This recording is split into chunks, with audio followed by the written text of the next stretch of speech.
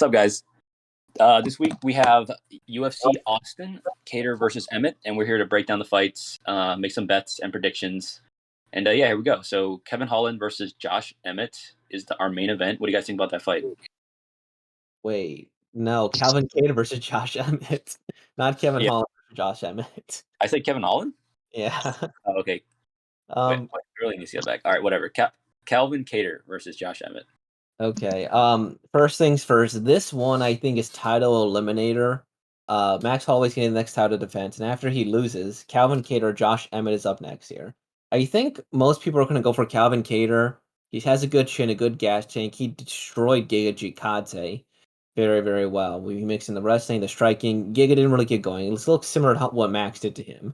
And then you have, on the other hand, Josh Emmett, who didn't look very good in this last fight, admittedly. I think it was a split decision, if I'm not mistaken. But he also has fuck you power. And that's where I think the difference is here, is that Calvin Kattar is very hittable, and I don't think he would have taken many of Josh Emmett's fuck you powers. Josh Emmett's knocked down pretty much every opponent he's fought. And he may not have stopped them, but just knocking them down, I think, is going to be insane. And the fact that Cater's absorbed so much damage already, that doesn't bode well for his chin, I don't think. And so I think Josh Emmett by KO, maybe not the most popular decision, but it's a good betting line. I think it's like plus 400 or something. Yeah, I definitely see the value in Emmett by KO. I just don't see it happening. I think this is a really bad matchup for Josh Emmett. I think the only chance he has is to put Cater's lights out with one of those fuck you right hands. Mm-hmm. But like realistically speaking, Kattar has a great chin. Kattar has great cardio. Cater's not going to get taken down by Josh Emmett. He has really good takedown defense, especially not the best offensive grappling, but he stays on his feet well. I just think he puts the pressure on Emmett and kind of just touches him up the whole fight. Emmett's also pretty hittable. I don't know. I think it'll be one of those where I'm trying to think of like an apt comparison. I don't really know. Like the reverse Aldo Rob Font. Like where Cater's putting the volume on him and Emmett's putting the power on him, but I just think that in this case the volume of Kattar will be more than the power of Emmett. Like Cyril Gone, Derek Lewis. Yeah, kind of. Except Emmett will actually like connect with Yeah, Kattar. Emmett will actually do something. Yeah, Emmett will actually connect with Kattar because Kattar is not Cyril Gone. Yeah, Cyril Gone's like he's incredible, but yeah. But actually, I don't think this is necessarily the title eliminator fight because you have Ortega versus Yair. So I think if Yair beats Ortega, I think he has to be the next title fight. That's fair. That's yeah, Mexican. Maybe if Ortega beats Yair, then they put the winner of this fight as the title fight. Mm-hmm. Makes sense. But I'm not gonna count on Calvin Kattar getting knocked out. I think his chin is very tested, obviously, which is a good thing and a bad thing because obviously the chin could go, but he's only had 2 fights where he's taken a massive amount of damage. Obviously the Holloway fight was like an all-time ass whooping, but it's like 3 fights worth of damage. Yeah, but then he came back from that and showed a really good chin against Giga, so obviously it's still there. And then if Kattar doesn't get knocked out, I just think he's way more technical than Josh Emmett. He's a lot faster, more volume, probably better cardio. We haven't seen Josh Emmett go 5 rounds. I feel like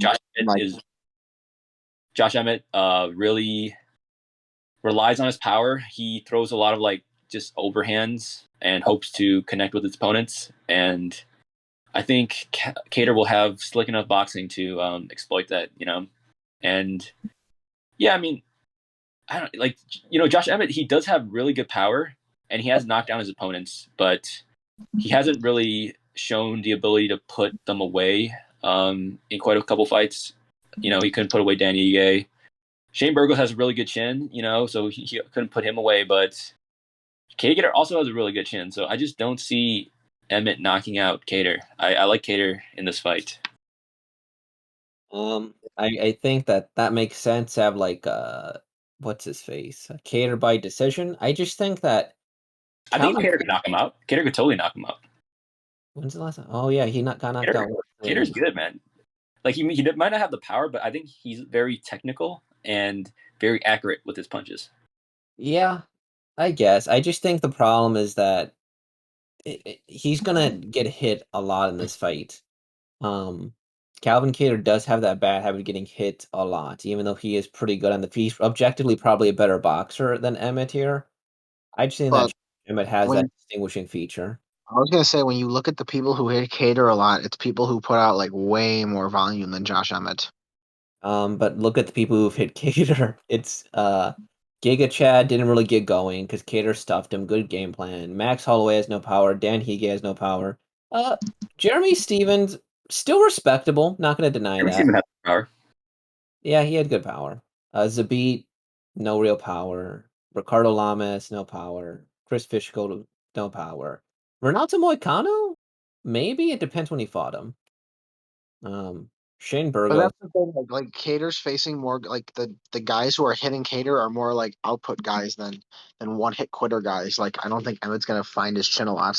Dude, Emmett doesn't have Josh, like Emmett doesn't put combos together to like he just kind of fucking he does, but like his goal is to like land that overhand right on your chin. yeah. And where like someone like Max will throw like a 6-punch combo and maybe only 3 of them will hit, but that's still 3 more hits than Josh Emmett would get off in that time. I would rather get hit by Max 3 times or 6 times or 20 Yeah, times.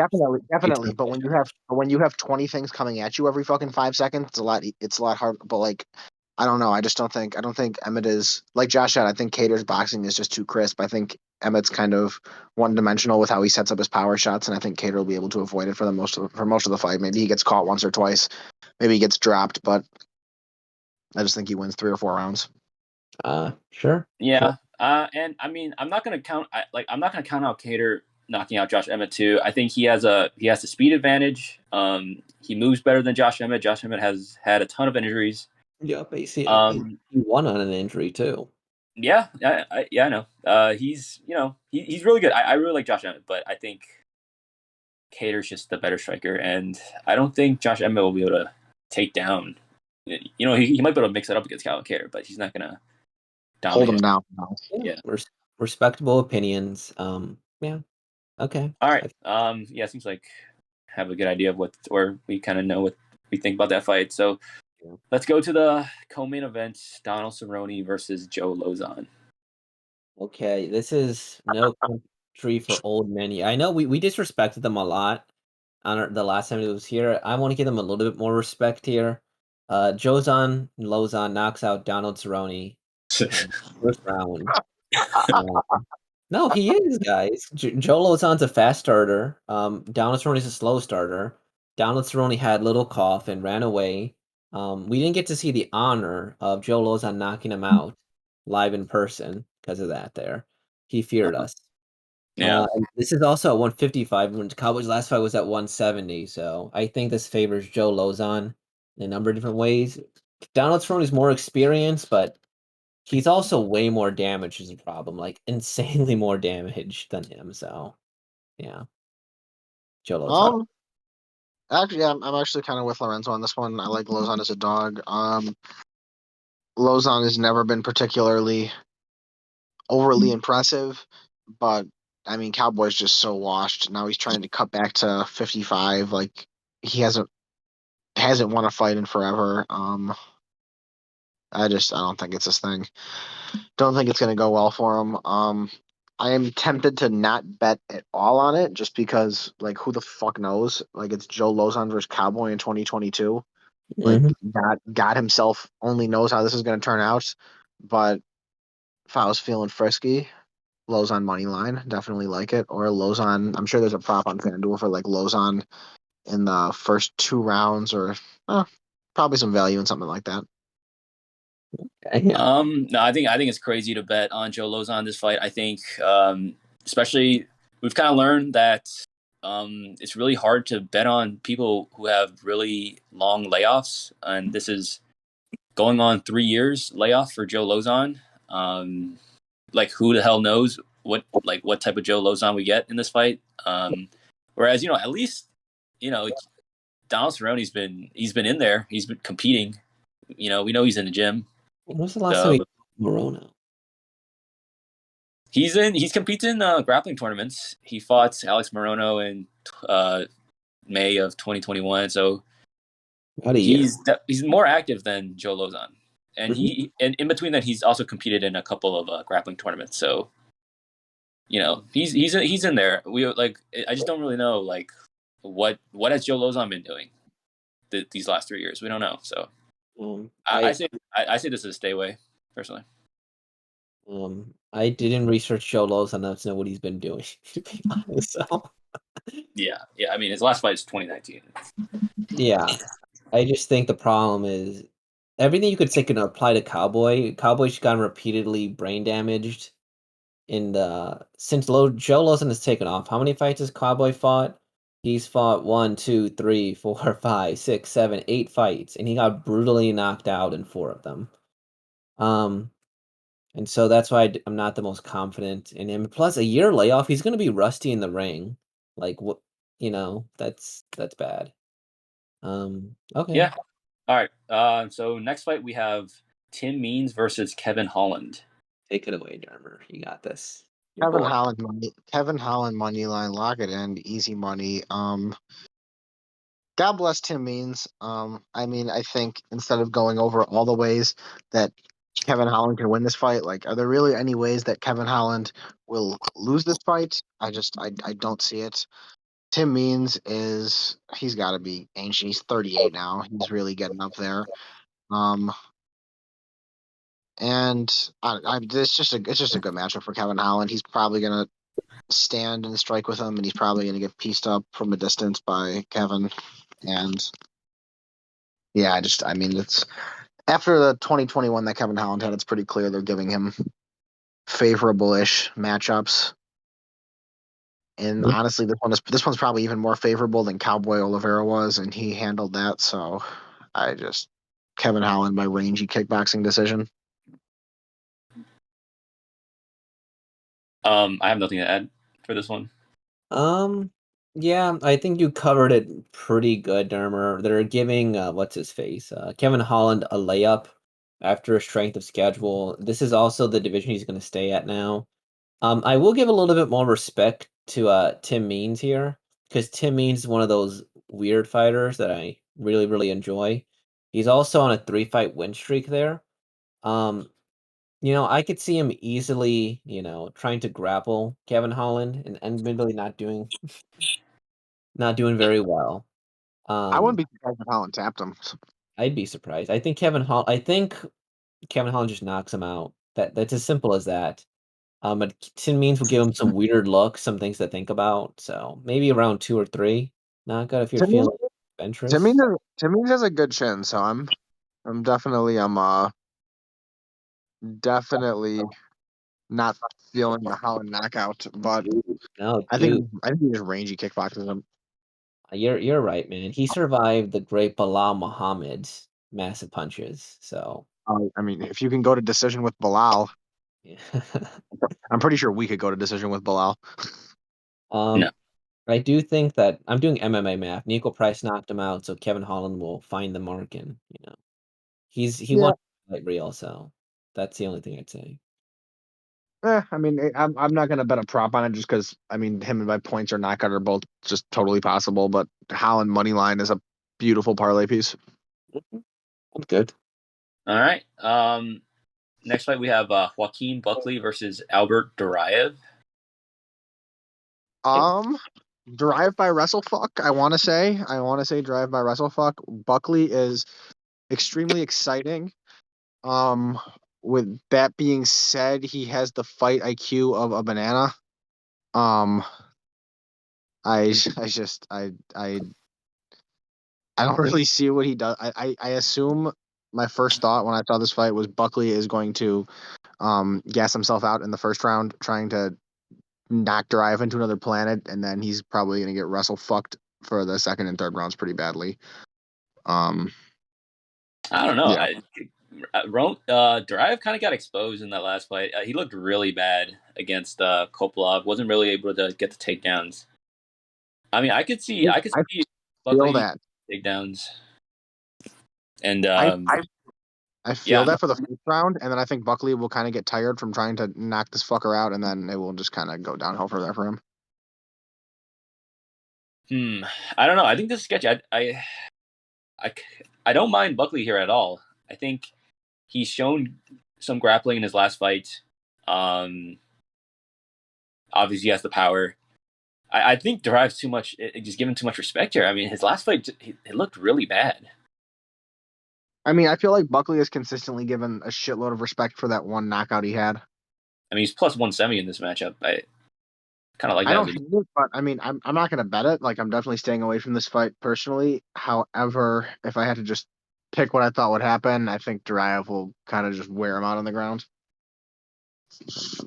All right. I don't really have much to. I think I don't know if Joaquin Buckley has a bad guy. I think he's at least grown a little bit there. Yeah, I don't think he has necessarily a bad gas tank at all. Yeah, I think he's incorporated grappling. He's certainly showing improvement there. He's not like a one-shot wonder anymore. So I don't know anything about the fight. I'm guessing Duraev probably wins, but I don't know much about Albert Duraev, to be honest. So I'll take your guys' opinions. All right.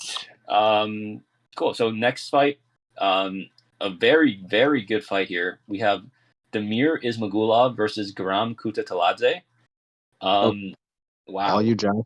Okay. What a big fight here. Like, this could honestly be, I don't know why, this should have been the co-main event. In terms of talent, this is, these two can be definitely top 15 fighters in the lightweight division. If given the opportunity, I think they could definitely I would favor them to beat a bunch of people in the top 15 lightweight right now. So Guram Kutateladze, he trains with Hamza Chimaev, and in his UFC debut, very impressive, beat Gamrot, who is a top 15 fighter right now. Was able to win it largely based on his power. He was able to knock Gamrot down in one of the rounds, and then defend the takedowns, get up, and he won the first round as well there. So really impressive by Guram, and he trains with Chimaev, which is crazy. Ismagulov also has a very impressive record. Beat Joel Alvarez, probably his most impressive win. And then I would say that in terms of this matchup, it's going to be Damir Ismagulov having the grappling advantage, whereas I think on the feet they're going to be pretty even, but I'm going to favor Guram. But I think the biggest difference is that Guram has the power advantage, a pretty big power advantage in this fight. And because of that, I'm favoring Guram in this fight. I think he will be able to defend the takedowns of Damir, and even if he doesn't, he's going to be able to get up. He was able to defend him against Gamrot and get up when taken down, and Gamrot's a better grappler than Ismagulov. What? My estimation. And so, yeah, I think the fight's gonna stay on its feet, and I think Guram's gonna win by having the bigger moments, showing his power. Because while I think it is even on the feet, Damir doesn't throw with a lot of power, and it's not even necessarily that he doesn't have a lot of power. It's just that he doesn't really put a lot into his shots. He's very defensively responsible, but I think I like Guram here. I think he takes it. So yeah, I think you covered that very, very well. I'm gonna add a few more things to that. Is that one, this is a top 10 lightweight fight. I just has a chance to just hold him down for the entire fight, and that's why I could see him being the favorite. I don't hate Gamrot not Gamrot, fucking Kutateladze as a bet though. I think you were pretty accurate. He has great takedown defense, absolutely amazing, and his power is amazing too. So I'm actually a little torn on this fight. I'm not quite sure. You know, I disagree. I think Gamrot's a way better wrestler than actually I'm not gonna say he's a way better wrestler, but he has a more well-rounded grappling game. His jiu-jitsu for sure is way better than Ismagulov's. Yeah, but he can just hold him. You know, he's Russian. That automatically makes him better. I think that's a misconception, and I think Gamrot's a better grappler. No way. I mean, next weekend is the real underrated grapplers in lightweight, Cerrone and Gamrot. Yeah, I know they're probably top 5 fight, but Both of Dustin those Justin or love. But anyways, do you guys have anything else to add for this fight, or we can keep I like what you are with Guram. I like Guram as a money line, just as a kind of how I like Lauzon, where it's just I'm playing the odds. Sure. Plus 140 seems reasonable. Yeah. All right. The last fight on the main card, the Cuban Missile Crisis, Julian Marquez versus RoboCop, Gregory Rodrigues. 2 great nicknames. Yeah, definitely. Probably RoboCop. I don't really know too much about this, but I mean, I've never been overly impressed by Marquez. So,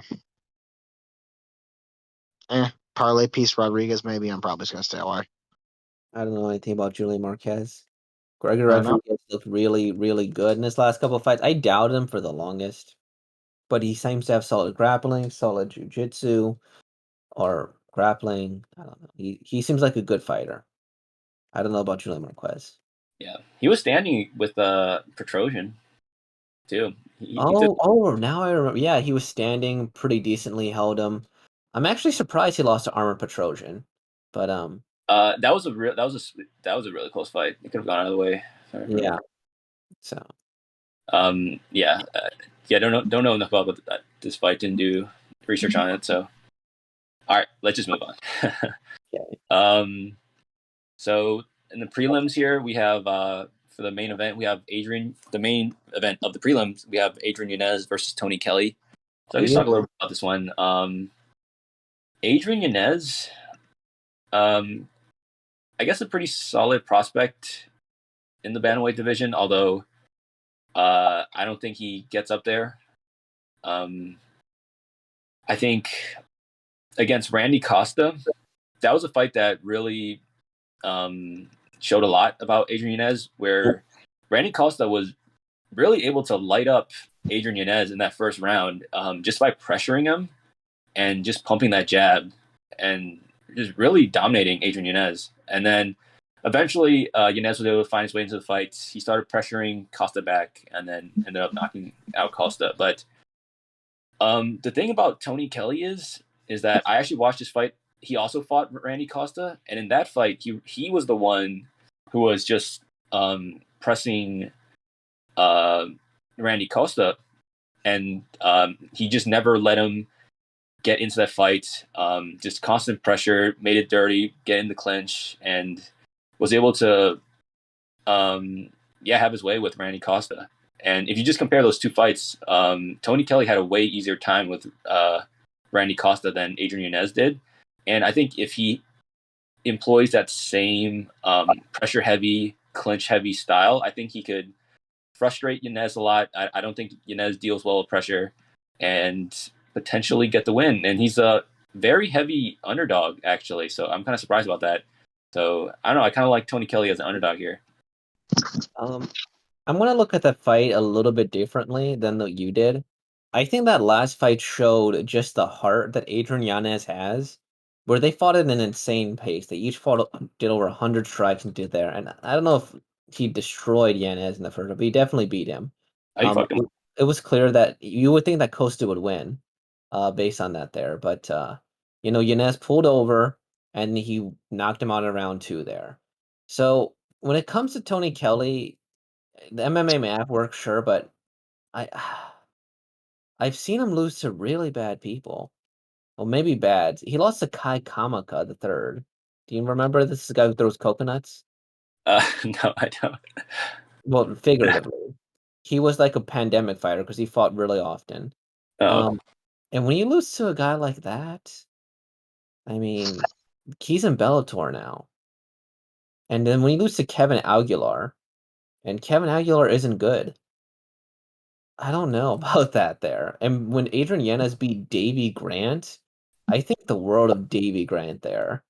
If you remember from Louis Smolka fight, he's Yeah. he's That's good. insane. And so I think I see why the line the way it is, maybe a little too inflated. I just think Adrian Yanez is better. He's younger, and he's definitely a bright prospect. So yeah. All right. Mhm. All right. Going two different ways here. Let's move down a little bit. So I think, Lorenzo, you want to talk about Jasudavicius? Yeah, Jasmine Jasudavicius versus Natalia Christina de Silva. I immediately the line is pretty heavily favoring Jasmine, and rightfully so. Jasmine credentialed, former world champion, one of her divisions there. Natalia Christina de la Silva. This is the only thing I would put a question mark on this fight. She's been signed with the UFC for years now, but she got injured, and so they postponed it until this fight recently. And she's also really, really young. And so maybe her game increased dramatically over the past few years because, young people generally increase their skills pretty quickly. But Jasudavicius, I think, is probably going to be a pretty ranked fighter pretty soon. So I'd say parlay her. That's really all I have to say. We're not going to spend too much time on this.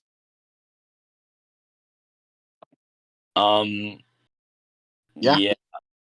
Yeah, I know. You I'm don't with have you. to say it's fine. I have Anyways, Rosa speaks too. what else do you want to talk about? I could talk about let's talk about Kyle Daukaus versus I was Roman. about to say Kyle Daukaus and Dolidze. I got that one. I got some opinions. I think Roman Dolidze's kind of shit, and Kyle Daukaus is kind of not shit. And I mean, to quickly summarize, Dolidze's been taken down by pretty much everyone he fights. His takedown defense really isn't very good because a lot of the people who've taken him down aren't the best grapplers. Kyle Daukaus is a pretty good grappler. I just don't see a world where Dolidze can stop the takedowns, and even if he does, I think Daukaus can probably just put in some work on the feet as well with his boxing. I'm all over Daukaus on the money line. Easy parlay piece. Yeah, I like Daukaus a lot. I like Roman Dolidze is he basically he's just a wrestler. He just But he's not good at it. I mean I'd say he's pretty solid. I mean he basically he's position over submission over any sort of damage. Basically, like against Staropoli, he had 9 minutes and 37 seconds of control time, but he really didn't land anything of significance. Literally, all he did was he just got the body lock on Staropoli, and he was just like trying to take him to the ground. Like, really, no sort of ground and pound submission, anything Nothing. whatsoever. Really boring fighter, and I think recently we've kind of seen that judges are really not favoring those type of fights, like the ones that really just hug you and not do any damage. Mm-hmm. And so, like, even if Roman Dolidze takes down Kyle Daukaus, which he might be able to do, and maybe he holds him down, he just doesn't do enough damage to really score. And Kyle Daukaus on the feet's going to be better. Kyle Daukaus might not even Daukaus is a better grappler too. mind. Like Yeah, he's he a won't better even mind grappler. getting taken down because he has superior jiu-jitsu.